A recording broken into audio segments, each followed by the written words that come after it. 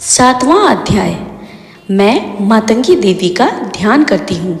वे रत्नमय सिंहासन पर बैठकर पढ़ते हुए तोते का मधुर शब्द सुन रही है। उनके शरीर का स्वर्ण श्याम है। वे अपना एक पैर कमल पर रखे हुए हैं और मस्तक पर अर्धचंद्र धारण करती है तथा कल्हार पुष्पों की माला धारण किए वीणा बजाती है।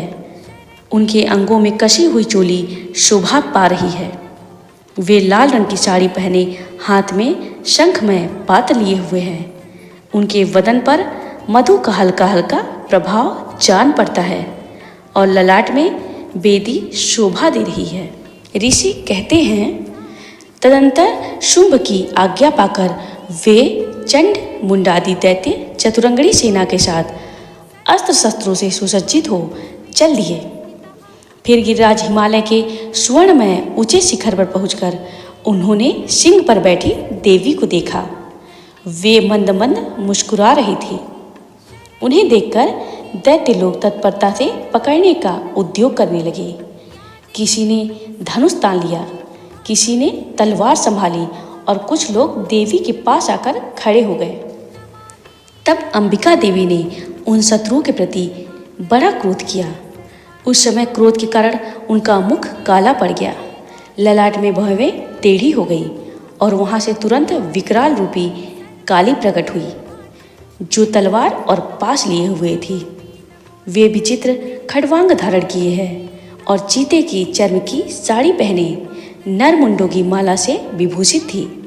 उनके शरीर का मांस सूख गया था, केवल हड्डियों का ढांचा ही था, जिससे वे अत्यंत भयंकर जान पड़ती थी। उनका मुख बहुत विशाल था। जीभ लपलपाने के कारण वे और भी डरावनी प्रतीत होती थीं। उनकी आंखें भीतर की धसी हुई और कुछ लाल थी। वे अपनी भयंकर गर्जना से संपूर्ण दिशाओं को गुजा रही थी। बड़े बड़े दैत्यों का वध करती हुई वे कालिका देवी बड़े वेग से दैत्यों की उस सेना पर टूट पड़ी और उन सबको भक्षण करने लगी। वे पार्श्व रक्षकों, अंकुशधारी महावतों, योद्धाओं और घंटा सहित कितने ही हाथियों को एक ही हाथ से पकड़कर मुंह में डाल लेती थी। इसी प्रकार घोड़े, रथ और सारथी के साथ रथी सैनिकों को मुंह में डालकर वे बड़े भयानक रूप से चबा डालती थी।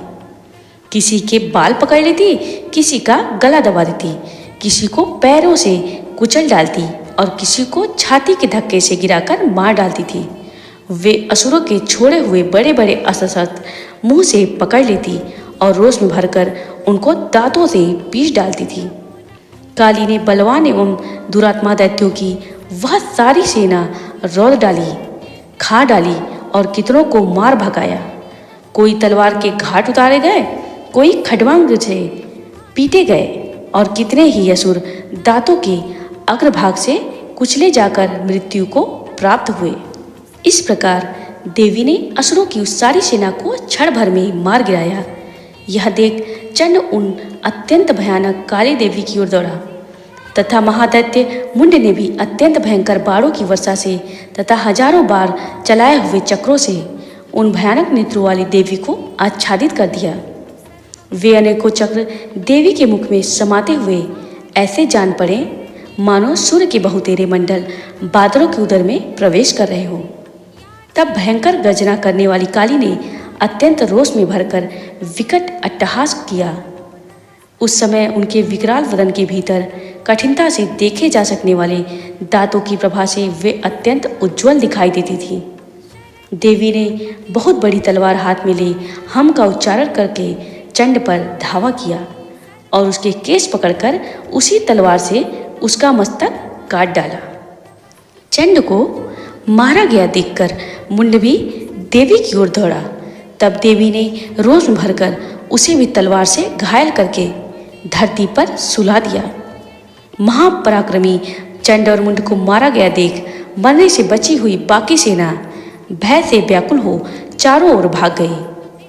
तदंतर काली ने चंड और मुंड का मस्तक हाथ में ले चंडिका के पास जाकर प्रचंड अट्टहास करते हुए कहा, देवी, मैंने चंड और मुंड नामक इन दो महापशुओं को तुम्हें भेंट किया है।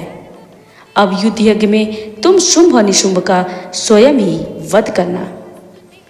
ऋषि कहते हैं, वहां लाए हुए उन चंड मुंड नामक महादैत्यों को देखकर कल्याणमयी चंडी ने काली से मधुर वाणी में कहा, देवी, तुम चंड और मुंड को लेकर मेरे पास आई हो, इसलिए संसार में चामुंडा के नाम से तुम्हारी ख्याति होगी।